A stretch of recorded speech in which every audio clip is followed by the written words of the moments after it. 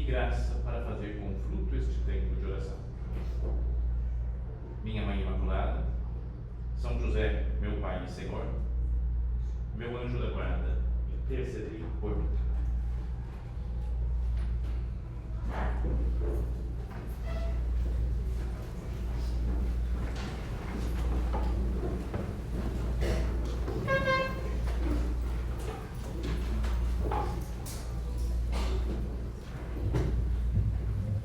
Na missa da quarta-feira de cinzas, quando se iniciou esse tempo da Quaresma, e sempre, em todos os anos, na quarta-feira de cinzas, se ouve o mesmo evangelho, que é aquele que está dentro do Sermão da Montanha, o Evangelho de São Mateus, e que ele fala daquelas 3 obras características do tempo da Quaresma.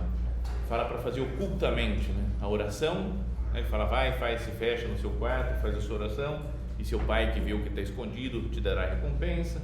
Fala também da penitência, do jejum, de não desfigurar o rosto para impressionar outras pessoas, mas lavar o rosto para que ninguém perceba a penitência, e depois da esmola, sem que a sua mão direita sabe o que faz a esquerda, etc., nessas 3 obras.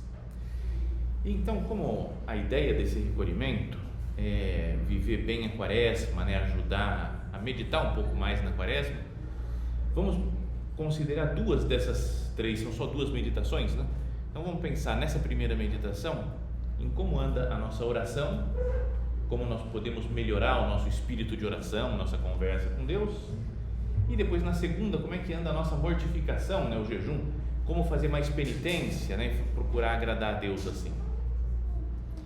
Então a primeira meditação agora sobre a oração, eu queria começar com uma frase que eu ouvi de alguém, um padre falando uma vez, que ele fala: existe 2 Jesus.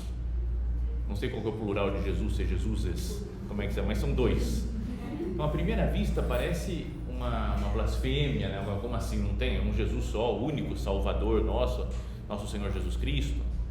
Mas ele explicava, esse padre, ele falou, tem 2 no sentido de que a gente conhece, a gente ouve as suas palavras, nós escutamos as parábolas que ele conta, vamos acompanhando os seus ensinamentos, vemos os milagres que ele faz, tem uma vida exterior de andar para lá, para cá, ir a Jerusalém, ser flagelado, sepultado, morto, sepultado.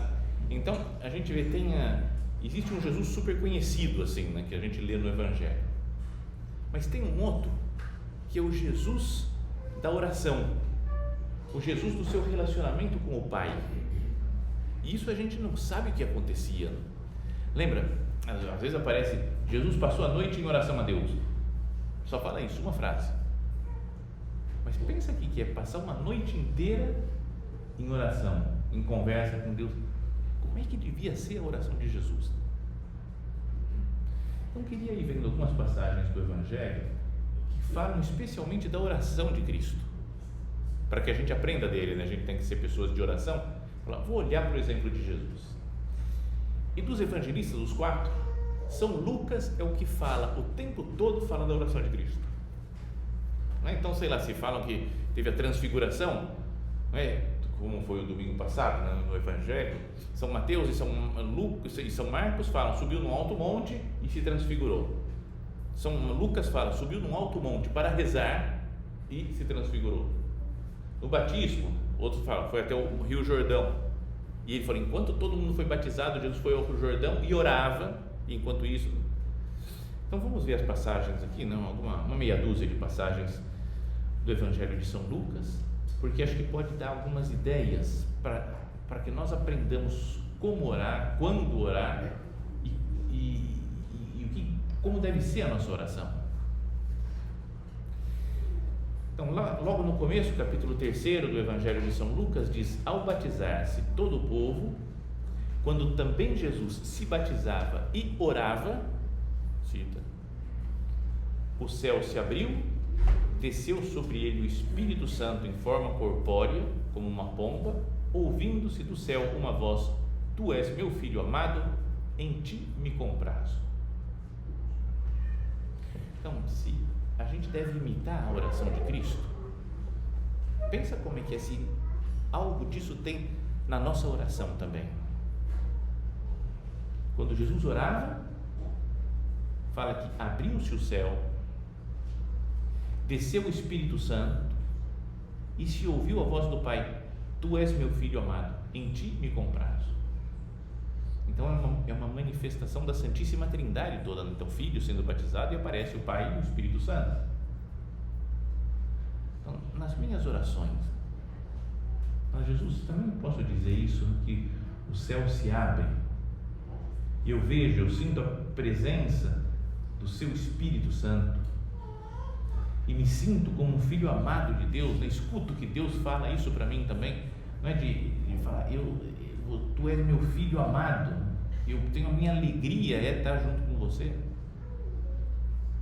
Eu me sinto assim na oração? Ou rezo porque tem que rezar, né? Então, esse acho que é um grande problema, né?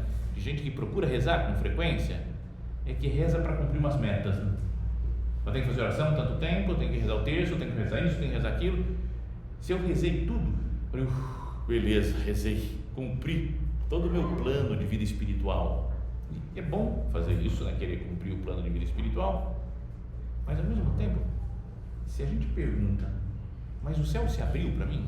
Você fala, nem pensei em céu, né? Eu rezei o dia inteiro, mas não pensei em céu se abrir, não. Eu ouvi a voz do Pai, não sei, não foi assim, desse jeito aqui, mas tudo bem, acho que eu tenho que... O Espírito Santo veio, você sentiu que estava na presença do Espírito Santo? Está vendo? A oração de Jesus é diferente às vezes da nossa. Depois, capítulo 5 de São Lucas: cada vez mais se estendia a sua fama e afluíam numerosas multidões para ouvi-lo e ser curadas das suas enfermidades, mas ele retirava-se a lugares solitários e dava-se à oração. Estava um agito a vida de Jesus, afluíam a ele numerosas multidões, todo mundo queria ouvir, todo mundo queria ser curado. E aí o que faz Jesus? A nossa ideia primeira, assim, parece que é: eu tenho que sair, tenho que atender as pessoas, tenho que falar com esse, tenho que falar com aquele, tenho que perdoar, tenho que fazer milagre, né? Se a gente fosse Jesus, parece que tem que fazer um monte de milagres e curar e atender todo mundo. Jesus fazia isso, mas diz que ele se retirava a lugares solitários e se dava à oração. Na vida que a gente vive ultimamente, nessa correria que é a nossa existência, quantas vezes a gente não faz isso, né? Não é? Se fosse assim, falando de nós, né? Cada vez aumentava mais o seu trabalho, o trabalho dela. Imagina vocês trabalhando um dia em casa ou saindo fora de casa, cada dia mais crescia o trabalho, afluíam numerosas multidões, né? Um monte de gente vem pedindo um negócio, pedindo outra coisa, querendo que resolva os problemas, né? Querendo ser curadas das suas enfermidades. Não é que a gente faça milagres, mas tem gente, olha, eu tenho esse problema, me ajuda aqui, como é que eu resolvo isso, como é que eu resolvo aqui? E a continuação, em vez de ser, mas ele retirava-se em lugares solitários e fazia oração, então ela ficava nesse agito e não tinha tempo de dedicar um tempo à oração. Não é que a gente se deixa envolver, perdão Jesus pelas vezes que eu me deixo envolver tanto pelo trabalho, pelas preocupações da vida, que eu não rezo, ou a minha oração não é nunca em lugar solitário, sempre no meio da bagunça. Não, beleza, veja quando estou rezando, Jesus me ajuda, estou aqui, estou rezando, mas trabalhando, fazendo isso, fazendo aquilo, cuidando dos filhos, do marido, das tarefas da vida normal. Senhor, me ajuda a pensar um pouco melhor, com mais calma. Não tem algum momento do dia que eu poderia me retirar um pouco também, então, que eu poderia me dedicar mais à oração? Outra passagem, capítulo 6 de São Lucas: por aqueles dias aconteceu ter ele saído para a montanha a fim de rezar e passou a noite orando a Deus. Tempão longa, contínua sua oração, mas fala, quando chegou o dia, chamou a si os discípulos e escolheu 12 entre eles, aos quais deu o nome de apóstolos. Então, antes de um momento importante, que é a escolha dos 12, tinha um monte de gente que seguia Jesus, mas ele tem que escolher 12 como uma continuação das tribos, lá das 12 tribos de Israel. Então, antes disso, ele faz oração, ele conversa com o Pai a noite inteira. Não sei como é que deve ter sido isso, né? Tudo bem, ficção religiosa, né? Imaginar como foi a oração de Jesus, mas fala: Pai, eu estava pensando em convidar o Pedro para ser meu discípulo, o apóstolo, um dos 12. E Deus Pai fala: claro, Pedro vai ser o primeiro cabeça da igreja, Também o São João, eu gosto dele também. Ele fala: não, beleza, João, coisa boa.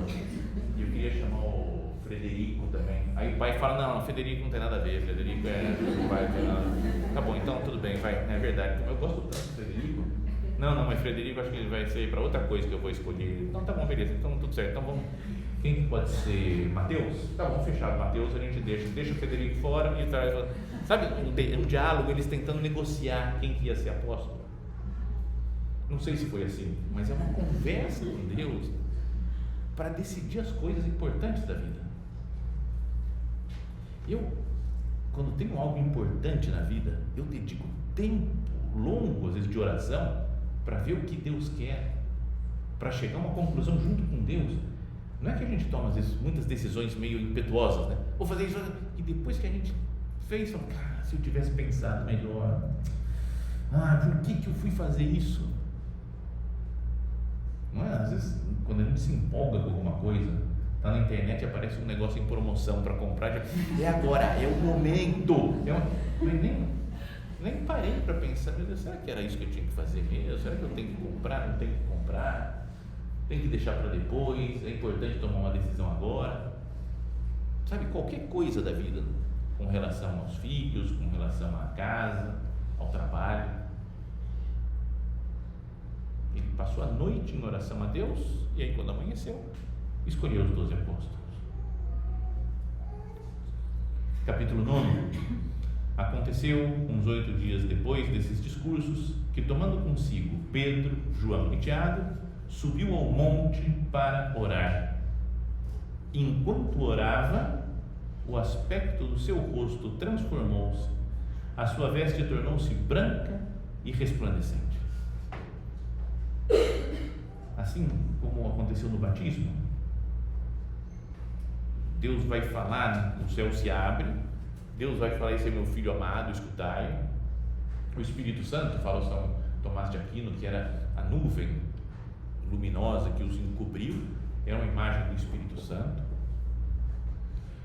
Mas como é que deve ter sido isso, né? Como deve ser o brilho de Jesus? A conversa dele com Moisés e Elias, no domingo passado, né, nós ouvíamos isso. Como que foi esse acontecimento? Será que nas nossas orações não deveria acontecer algo parecido? E Jesus se transfigurar para nós. Às vezes a gente está meio nas preocupações do dia a dia, Jesus está meio oculto, não consigo perceber muito a presença dele, porque eu estou preocupado, correndo para lá e para cá. A oração é para que Jesus se transfigure diante de nós, que os nossos olhos se abram para ver quem é Cristo mesmo. Até fico pensando, nessas vezes que Jesus subia na montanha e passava a noite em oração, será que ele se transfigurava sempre? Não sei como é que era, não sei como é que eram essas orações ocultas lá com o Pai. Será que era sempre, subia na montanha, brilhava tudo, aparecia Moisés, Elias, Abraão, Josué, aparecia toda a galera assim no Antigo Testamento, aparece todo mundo lá e ele vai conversando com ele. Será que era assim? E só uma vez que ele falou: pessoal, vem ver como é que é em oração. E por isso São Pedro, Tiago e João ficaram impressionados, né? Mestre, é bom estarmos aqui, né? Ver a tua glória, ficar na tua companhia. Vamos fazer 3 tendas, né? Uma para ti, outra para Moisés, outra para Elias. Não precisamos nem descer mais, vamos ficar aqui no monte. E a nossa oração, às vezes, é tão xoxa, né? De vez em quando. A gente vai rezar, não tem muita ideia, distrai, vai ler uma parte da Bíblia, não entendi nada, fica meio assim, né? Vai empurrando. Bom, tentei fazer oração e não consegui, né? E a gente vai empurrando as coisas para frente. Que bom seria se acontecesse como isso daqui, né?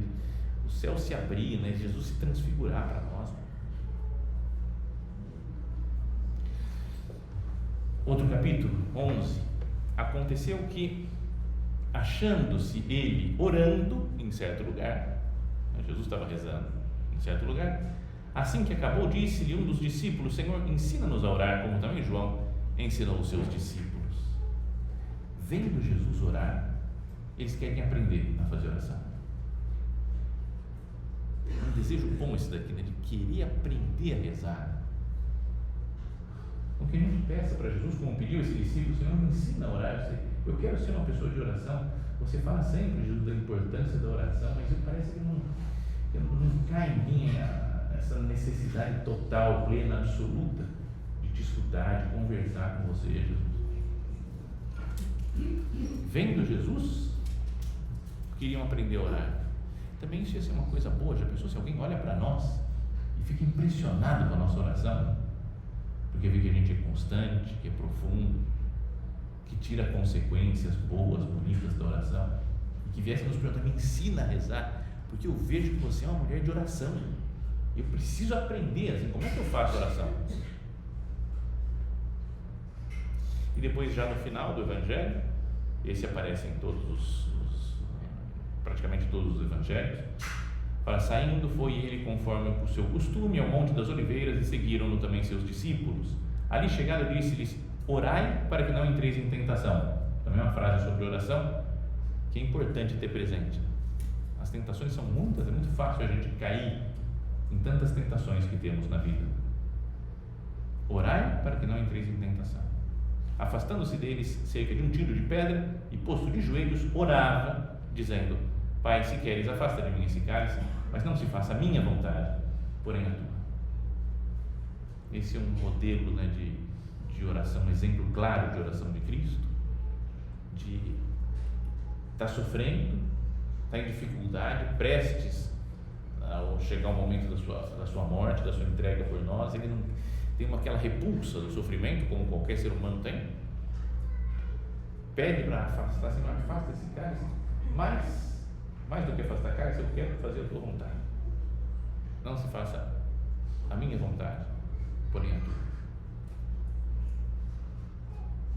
Como será que era a oração de Jesus? Porque além dessas partes aqui que nós falamos do Evangelho de São Lucas, a gente imagina que teve outros momentos em que Jesus rezava em público, não é? Ele estava sempre nas sinagogas, fazia oração, cantava uns salmos nas sinagogas, como um judeu praticante, ia no templo, nas festas que tinham que ir, participava das cerimônias religiosas. Assim é Jesus, um homem que faz as suas orações vocais, participa nas orações da comunidade e tem as suas orações pessoais, a sós com o Pai. É contínua a sua oração. A minha oração é contínua. Chamava a Deus de Pai, Abá, Pai. Eu tenho uma relação filial com Deus, meu Pai. E depois, é importante também que a oração de Jesus tinha uma influência concreta na vida dele. O que nós falamos antes, né, que ele tinha que decidir quem são os 12 apóstolos. Ele vai, sobe no alto da montanha, faz oração, conversa com o Pai e resolve, sai decidido. Quando ele está falando que sua alma numa angústia, uma tristeza mortal antes da morte, vai lá: Pai, afasta de mim esse cálice, não se faça a minha vontade, porém a tua. E levanta e vai falando: pessoal, vamos lá, o pessoal está chegando já para me prender. Saiu transformado da oração. Isso é que queria que nós meditássemos. A oração é contínua de Jesus, tem muitas características importantes, mas sobretudo ela transforma aquilo que Jesus vai fazer. Ele não fazia oração porque tinha que fazer, né, entre aspas, assim, porque tem que fazer. Tem que rezar? Tem que rezar. Por que tem que? Porque a igreja fala, tem que rezar. Então vamos rezar. Tem que ir na missa domingo? Tem que ir na missa. Então vamos na missa. Sabe, ver a vida espiritual, as orações, como uma espécie de obrigação só. não vejo como uma necessidade para sobreviver, de estar junto com Cristo, de estar junto com Deus, com a fortaleza que eu tenho para realizar as coisas que eu tenho que realizar na vida. Como é que acontece conosco? A nossa oração, como é que é? Sei lá, a gente tem muitas pessoas aqui que frequentam a obra, os centros daqui, do mundo inteiro, que tem um plano de vida espiritual e que falam, vou rezar o texto, tal hora, vou rezar, fazer minha oração mental, tal hora, vou fazer uma leitura espiritual, tal horário, organiza assim a própria vida, né? E é bom fazer isso, mas não é que de vez em quando a gente vive para cumprir esse horário e não por sentir a necessidade de estar perto de Deus ou por amor a Deus. Por exemplo, né? As pessoas da obra fazem meia hora de oração, em geral, meia hora de manhã, meia hora à tarde, e às vezes começa na oração, aí começa a pensar no problema, tem que resolver aquilo lá, quando faltam 23 minutos ainda, pensei que já tivesse mais adiantado, vai, não, meu Deus, verdade, me ajuda, estou preocupado com esse negócio aqui, vamos lá, passa um tempão, assim, faltam 18 minutos, ainda não sei mais o que fazer, acho que eu vou começar a adiantar umas coisas já para dar, não é? Parece que é como se a gente não tivesse muita necessidade de fazer oração, que a oração, ou uma missa que eu vou num dia de semana, por exemplo, são coisas que estão atrapalhando um monte de coisa que eu tenho que fazer, né? Mas diante de Deus e saber que a vida eterna é viver com Deus para sempre, não deveria me fazer pensar, a minha oração, a minha missa, o meu terço já são como que uma antecipação do céu. Isso é que é o importante. O resto tudo bem, tem meus trabalhos, minhas responsabilidades, mas não é o mais fundamental o meu relacionamento com Deus?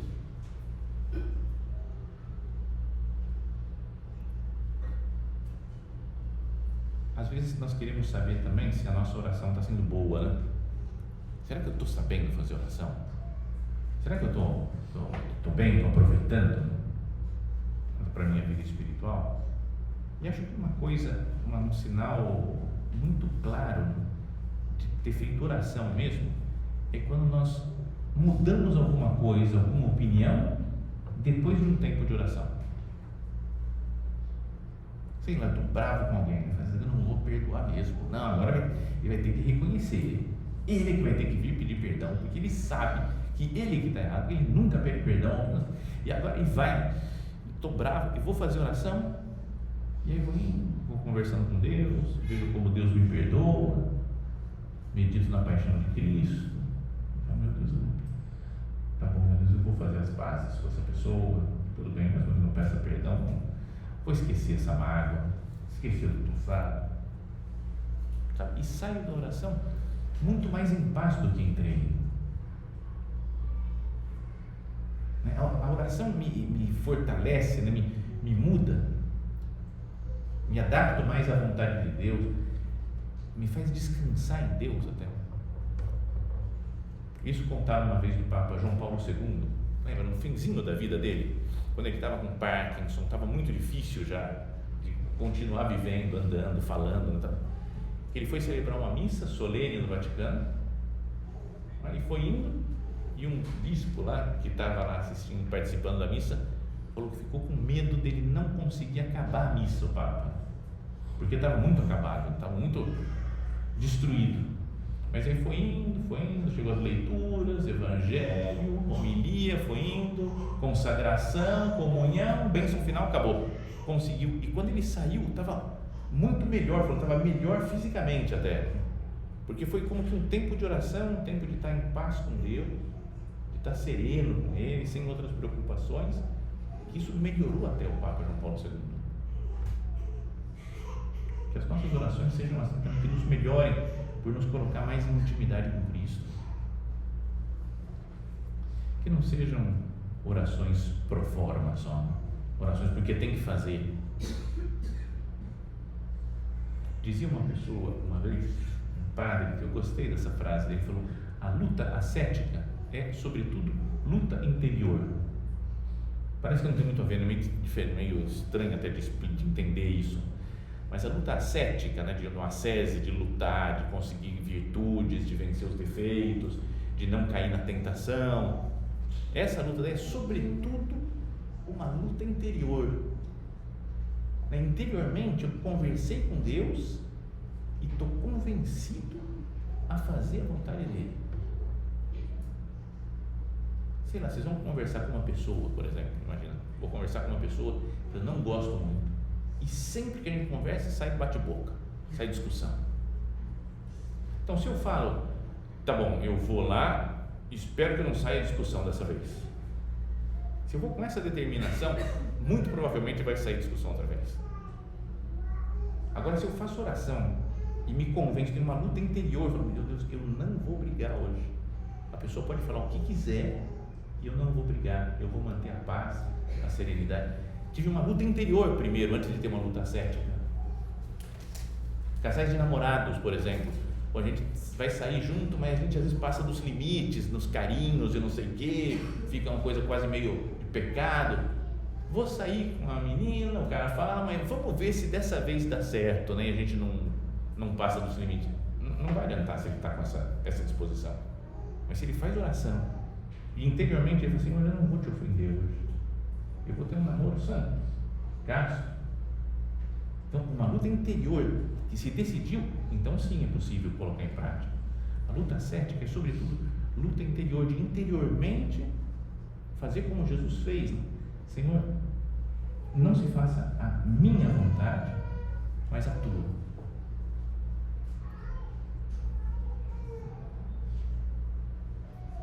Como tem sido, então, vamos cada um de nós meditar, né? Como tem sido a nossa oração ultimamente? Tem um horário para parar, para me refugiar um pouco, como fez Jesus no meio do agito? Ele saía, se afastava, ia para um lugar isolado e fazia oração. É assim a minha vida, a minha oração. Quando eu vou rezar, eu rezo mesmo, falo com Deus, ou fico só organizando umas coisas, planejando o dia, eu tenho que fazer isso, tenho que fazer aquilo, quase um momento de descanso para preparar coisas que eu tenho que fazer depois. São José Maria, ele falava que o tema da nossa oração deve ser o tema da nossa vida, e falar das coisas que estão nos preocupando, das coisas que nós estamos envolvidos.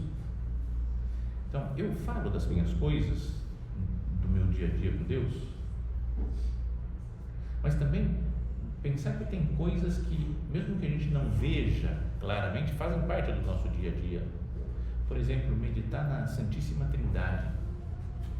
Falei isso, a gente está tão longe de mim, está louco, tá, acredito, tem Pai, Filho e Espírito Santo, é um mistério, nem consigo meditar nisso. Será que não dá? Um dia eu falo, vou tentar entender, pedir luz para Deus, o que é isso daí? Como é que me conta um pouco mais sobre você, Jesus? Como é que é a sua relação com o Pai e com o Espírito Santo? Sabe, ter um diálogo, uma conversa com Deus, assim, de querer conhecer melhor Jesus. O que é esse negócio de que fala São Paulo, falando do fim do mundo, e que depois todas as coisas serão recapituladas em Cristo? O mundo inteiro em você. Como é que explica para mim, Jesus? Sabe, umas coisas que às vezes parece que, nossa, está tão fora do meu mundo, mas são coisas que estão presentes na nossa vida também, na doutrina da igreja. Que sejam momentos reais de conversa com Deus, a nossa oração. Tem 2 pontos de caminho em que São José Maria fala, são super breves, né? Um é, a oração do cristão nunca é monólogo, de chegar e falar, e vou embora, tchau. É diálogo, tem que falar e escutar o que Deus tem para me dizer. E depois o ponto seguinte, 115, fala assim, minutos de silêncio. Deixai-os para os que têm o coração seco. Nós, os católicos, filhos de Deus, falamos com o nosso Pai que está no céu. Não venho aqui para oração, para minutos de silêncio. Silêncio. É como se fosse um vazio. Eu estou vendo para a oração para ficar vazio, mas para ficar, talvez tirar coisas minhas para ser repleto de Deus. Contar minhas preocupações, minhas necessidades, minhas alegrias, para que Deus fale comigo das suas necessidades, das suas preocupações, das suas alegrias. Vamos pensar no que falávamos no início, né, dos dois Jesus que tem. Esse trabalha, que faz milagres, que prega, que vai de um lado para o outro, e esse Jesus que sustenta tudo isso daí, todo o seu trabalho, toda a sua pregação, numa vida íntima, né, muito profunda dentro da Santíssima Trindade, para que nós também façamos isso. Assim.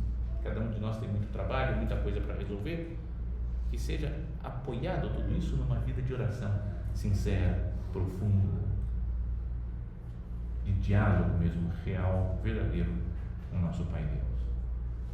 Nossa Senhora é exemplo também disso, de mulher de oração, mas sempre conversando com seu Filho Jesus, é oração, fala com Ele, aberta ao Pai, aberta à vinda do Espírito Santo. Que Nossa Senhora nos faça de nós pessoas que são humanas, que têm coisas para fazer, que cuidam das tarefas do seu dia a dia, mas que ela nos ensine a ser pessoas sobrenaturais, que com frequência elevam o coração a Deus, como Jesus fazia.